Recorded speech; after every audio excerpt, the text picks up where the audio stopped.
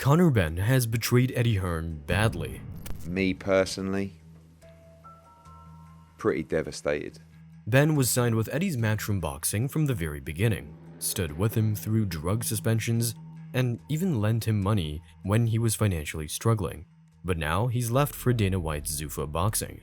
For everything I've done for you, I think I deserve a call. And he said no. Up until now, it felt like Dana hadn't made a real impact in boxing, but this move has caused chaos. Is there a bigger pussy than Eddie Hearn? So, what does this move mean for Conor Benn? What does it mean for boxing? And is Dana White really going to take over boxing for good? Conor Benn has been a professional boxer since 2016, and from then all the way till now, he's been an Eddie Hearn Matchroom boxing fighter. My loyalty to Eddie, to the zone, to Matchroom, you can't teach that. You know, I'm grateful for the way they've stuck by me throughout this. I'm grateful for the way they've supported me, and I know where my bread's buttered. You know, I'm well looked after at the zone, well looked after at Matchroom. What, get paid double elsewhere? I mean, if that can even happen, get paid double elsewhere. My loyalty would still stand with Matchroom. Together, Conor had the perfect start in his boxing career. They built up his record, had him fighting on Anthony Joshua's undercard, and exposed him to competing at huge arenas. But it felt like Benn was always in the shadow of his father, Nigel Benn, a former world champion and British boxing icon. In 2025 though, Conor Benn had his breakout moments. He had two absolute super fights against Chris Eubank Jr., and it was a perfect story. Two fighters trying to merge out of their father's legacies. And while Benn lost the first, when he won the rematch, it made him a true superstar in the boxing world. These two put the family bloodline rivalry on their backs, and they carried it to a whole new level. This fight was insane. Like I said, it's probably the best fight I've ever seen. But a good chunk of the credit has to go to Eddie Hearn. He would have secured the venue, negotiated contracts, and was a big reason why these fights felt much bigger than your run-of-the-mill boxing event. Given all they've been through, whether that's defeat, Eddie Hearn sticking by Conor Benn after he tested positive and was suspended, Hearn thought the relationship was untouchable. So with Benn's contract coming to an end, he thought it was an inevitability they'd get it re-signed and together go fight for a world title next. But Eddie made a huge oversight. This is prize fighting, and while loyalty plays a huge part in the sport, no one has your best intentions at heart other than yourself. And when the news broke that Conor Benn had left Eddie, he was in total shock. Hey, just a quick one, we've just crossed 60,000 subs, we're looking to hit 100k by the end of the year. So if you're enjoying the video, we'd appreciate if you could take the time to go subscribe. I blame myself. I made a mistake because I misjudged the character. And again, I'm not going to hang him out to dry, and he will say, well, it was a big offer, right? But you know, when I received the email from his lawyer, I texted him and said, I think we should have a call. I think for everything I've done for you, I think I deserve a call. And he said no. It was a massive betrayal, one that shocked the boxing community. How much Eddie put his neck on the line for the lad, and everyone else, Frank and the whole team at Matchroom. How they backed him, how they got him a couple of fights before the Eubank fights. How they loaned him money to live while he was struggling. What he made him made 20 million the two Eubank fights, something around that number anyway. And to jump ship with someone who you have a real rivalry with now as well. It's not like someone around, it's Dana White. He's jumped ship with Dana White. Before this, Zuffa Boxing didn't feel like he was competing with the established promotions in boxing. Dana White had always flirted with the idea of taking over boxing and had always made his complaints about the sport crystal clear.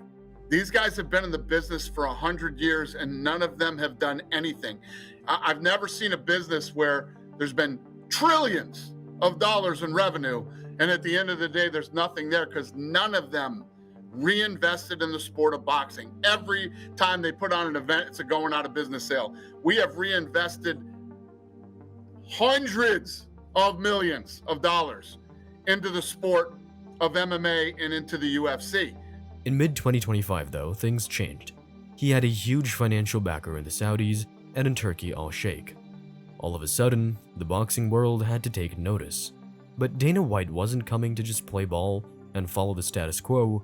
He wanted to flip the entire sport on its head. They're not playing with WBC and IBF and IBO and WBA and WBO. They're not playing with these guys anymore. Yeah. Dana said it himself. Our belts don't have the 3 letters attached to it. He aims to get rid of the classic belts, remove the governing bodies, and essentially make boxing look an awful lot like the UFC. One belt, one champion, with all fighters under one umbrella, Zuffa. And while that seems perfect on paper, in actuality, it's a lot more difficult than it sounds. After all, the UFC can sell hundreds of thousands of pay-per-views, sell out enormous arenas, but fighters aren't getting these 8-figure paydays that you see in boxing. Dana being Dana, he didn't care. He went for it. Zuffa began signing fighters, building a roster and making a little bit of a noise in the sport. But mostly it was lesser-known names or people past their primes. No true superstar had made the move until now. Until Conor Benn. Conor Benn has left Matchroom Boxing and has signed with Zuffa Boxing. When I saw this, first off, I thought it was fake.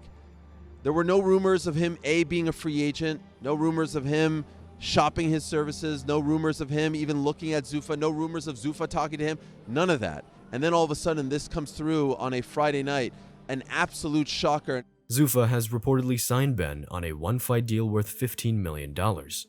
In comparison, it's possible not a single UFC fighter has ever made that much money from a single fight, Conor McGregor included.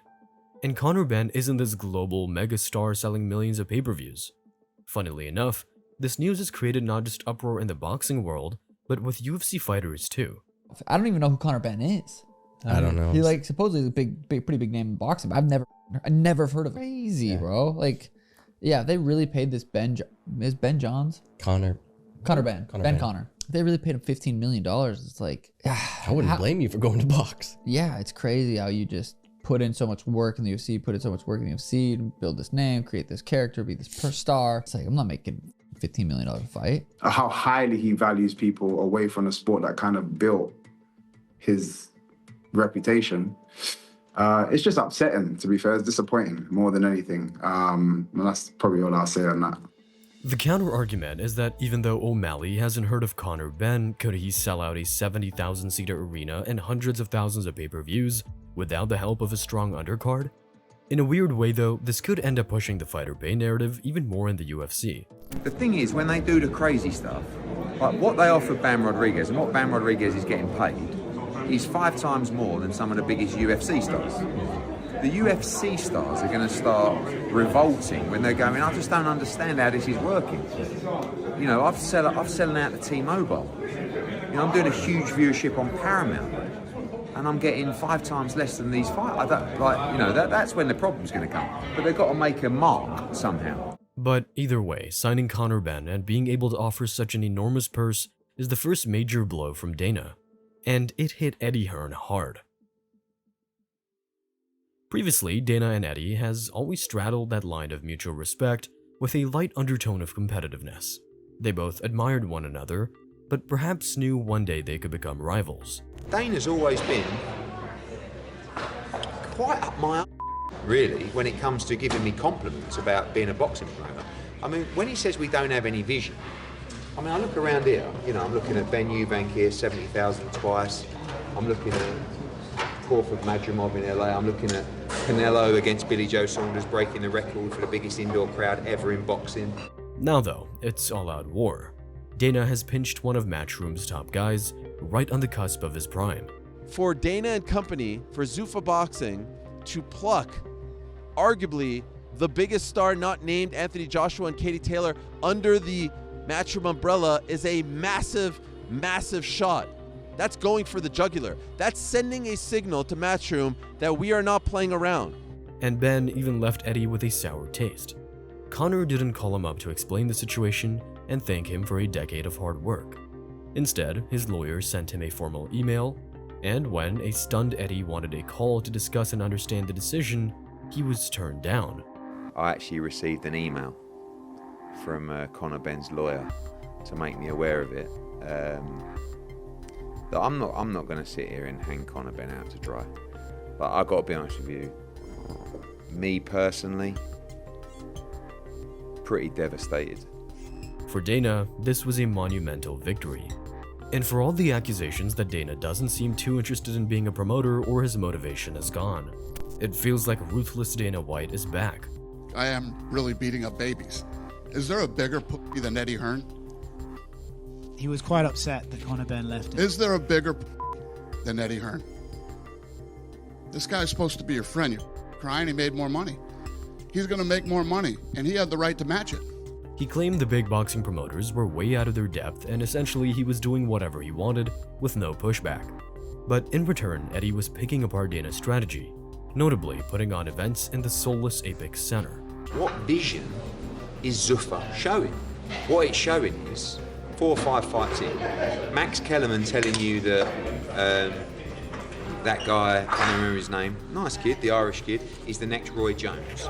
And Charles Martin is headlining on a Sunday night in front of 126 people in a garage, in a ring that looks like it's been used for the club show that was there last night. What vision's that? And this is the crux of the problem. While boxing and MMA are of course similar sports, the way they are run couldn't be further apart. Fighters are under their control. You do as you're told and you do what you sign up for. And if you don't like it, don't sign with us. That'll be the mentality. You know, this is a cutthroat business that they operate. You'll be matched very tough and you won't be told who you fight, you'll just be told who you fight and there'll be no negotiation. So whether you're a fan, fighter, or even a promoter, everyone has different priorities in mind. And Dana making bigger moves in the sport is putting all that in jeopardy. For the fighters, there's so many pros and cons. Another competitor means promoters have to up their game with 8-figure paydays possible for the likes of Conor Benn. But if Dana gets his way, it could be a disaster for boxers. If they're under one umbrella like the UFC, it means they have less say in who or when they fight, less control of their careers, and less importance as they're just one fighter in hundreds.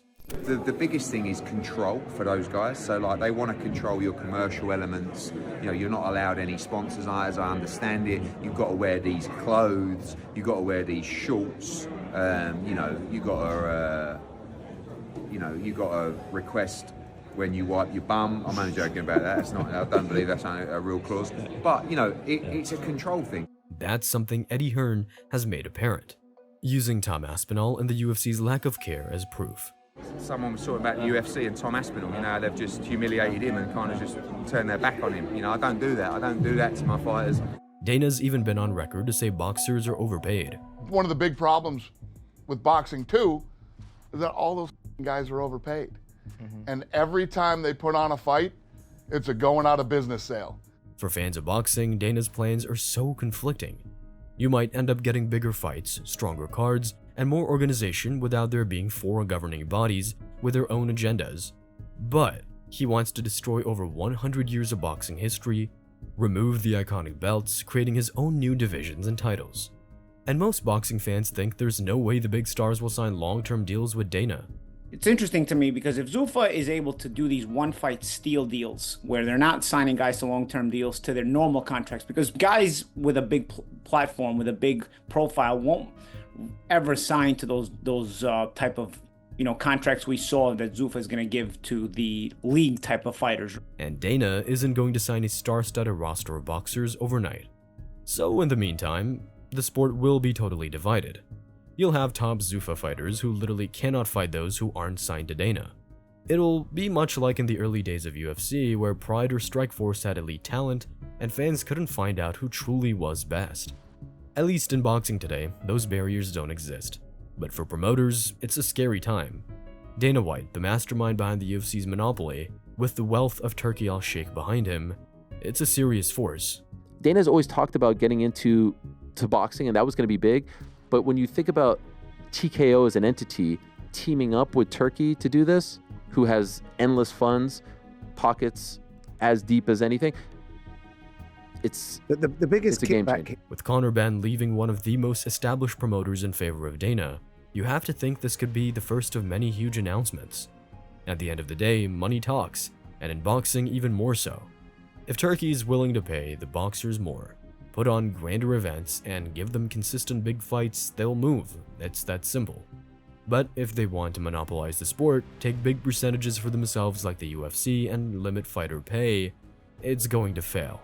It's going to take time, but considering what they've built with the UFC, what TKO has done with the WWE, Zuffa Boxing will be confident that eventually they'll become the only place in boxing that matters, essentially killing the 4 boxing governing bodies for good.